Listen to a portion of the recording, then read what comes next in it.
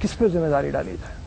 نہیں رعوف، اس میں بنیادی بات تو یہ ہے کہ ویسٹ کو تو بلیم کرنا بنیادی طور پہ ایک شکست خوردار مسخ شدہ ذہنیت کا کام ہے.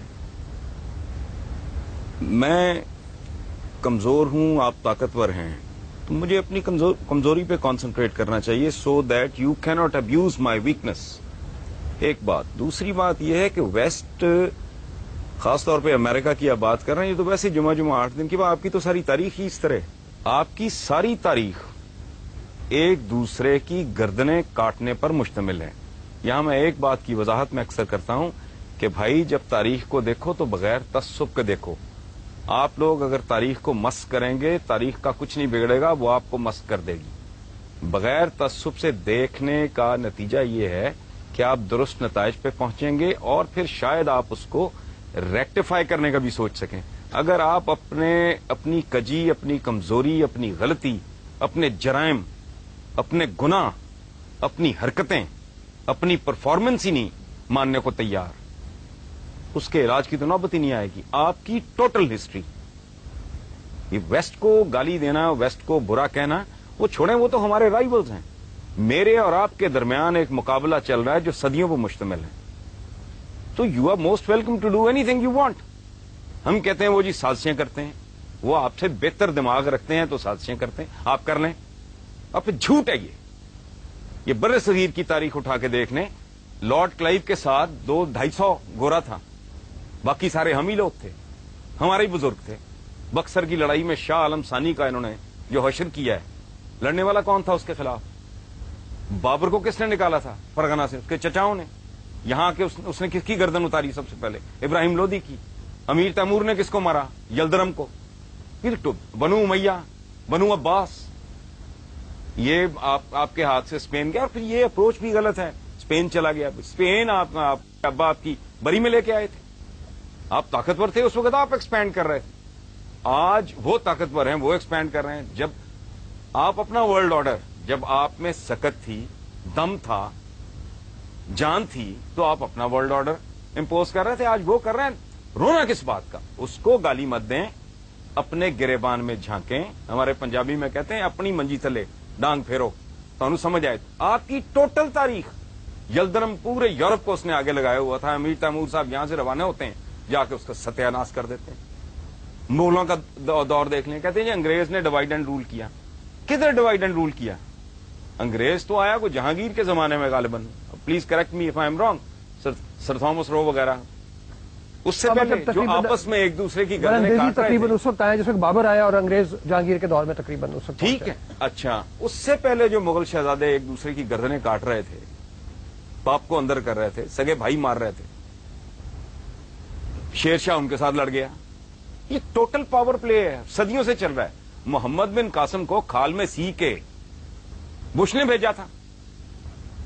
عبیدہ بن الجراح کے ساتھ کیا ہوا تھا؟ آپ کے جتنے جنرلز ہیں جس کو آپ اتنا گلوریفائی کرتے ہیں، کبھی اپنے بچوں کو پڑھائیں ان کے انجام کیا ہوئے تھے؟ ان لوگوں کے ساتھ کیا کیا آپ نے؟ کرنے والے کون تھے؟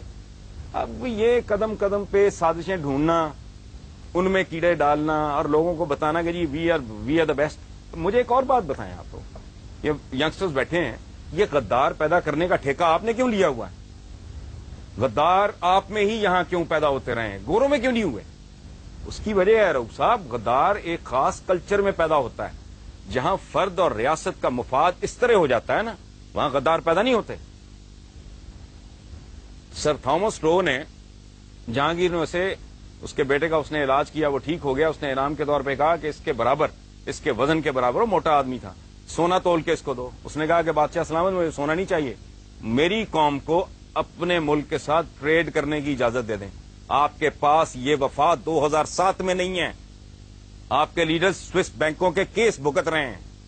کوئی کرپشن کنگ کہلاتا ہے، کوئی کرپشن کوئین کہلاتی ہے. آپ کے ساتھ، آپ کے پاس اپنی بدنصیبی پہ غور کریں، یہ کمٹمنٹ 2007 میں نہیں ہے. جو گورے کے پاس، چونکہ میگنا کارٹا کے بعد انہیں یہ احساس ان کے اندر جنم لینے لگا تھا کہ میرا اور میرے ملک کا، میری اسٹیٹ کا مفاد तो ये इस तरह की बात है। अच्छा, मैं एक छोटा सा सवाल यहाँ पे और पूछूं, क्योंकि बुनियादी तौर पे जिस तरफ हमें चलना है, हम आज की बात करें, माजी के सबक जो है उससे हमें सीखना चाहिए, लेकिन क्या कोई ऐसी सूरत हाल हो सकती है, इस वक्त 3 मकतबे फिक्र के लोग हमारे पास मौजूद हैं, कोई एक चीज के ऊपर हम इत्तफाक कर लें, क्या ऐसी कोई सूरत हाल नजर आती है कि बाहर को हम जो, क्योंकि देखें ना पूरी दुनिया हमारी तरफ देख रही है, सारी दुनिया में इस वक्त मलून और मतून जो है वो मुसलमान है, हरकतों की वजह से नहीं, लेकिन कोई फ्यूचर में कोई सूरत नजर आती है कि शायद हम तालीम हासिल करें, हम इंसान की रऊफ साहब, जहां आज इंसान खड़ा है, इसमें आपकी कंट्रीब्यूशन क्या है? आपसे मुराद मेरी, हम सबकी 1 अरब 40 करोड़ मुसलमानों की कंट्रीब्यूशन क्या है? ये एक पैम्पर नहीं दे सके बनी नौ इंसान को, ये बॉल पॉइंट नहीं दे सके, ये गाड़ी की विंड स्क्रीन साफ करने वाला वाइपर नहीं दे सके। 56-57 इतने लगभग मुसलमान मुल्क हैं, एक में भी जमहूरियत नहीं है, डूब मरो। मैं सदियों से एक बड़ा दिमाग नहीं पैदा किया, इस मुल्क में एक बड़ा आदमी पैदा हुआ है, मैं इंटेलेक्चुअली बात कर रहा हूं। ये मुल्क है सबका है, जिन्ना साहब के स्टेटमेंट्स रिकॉर्ड पे हैं कि हिंदू अपनी जगह, फलां अपनी जगह, उसको आप जो भी लेबल लगाएं, डॉक्टर अब्दुल सलाम, उसको उन्होंने ठुड्डे मार के इस मुल्क से बाहर निकाल दिया। सदियों से एक बड़ा आदमी आपने पैदा नहीं किया। औकात यह है कि एक एवरेज लेवल का, एक आम सतह का दानिश्वर बात करता है क्लैश ऑफ सिविलाइजेशन, ये उसको सर पे बिठा लेते हैं और पूरी दुनिया में डिबेट पे शुरू हो जाती है। क्लैश ऑफ सिविलाइजेशन तो है ही नहीं, ये क्लैश ऑफ फेथ्स है। सिविलाइजेशन तो उनके पास है, आपके पास कौन सी सिविलाइजेशन है? बकरे में पानी इंजेक्ट करके उसका वजन बढ़ाने वाले, अपने बच्चों को नापाक गंदा गलीज दूध देने वाले, लाइफ सेविंग ड्रग्स में मिलावट करने वाले, जाली दवाइयां बनाने वाले, ला कानून, किसी मुल्क में ना आईन है ना कानून है, ना आवाम की कोई इज्जत है ना इज्जत है नफ्स है। आप रोटी नहीं दे सकते, इज्जत तो दें, आप वो भी नहीं दे सके। कौन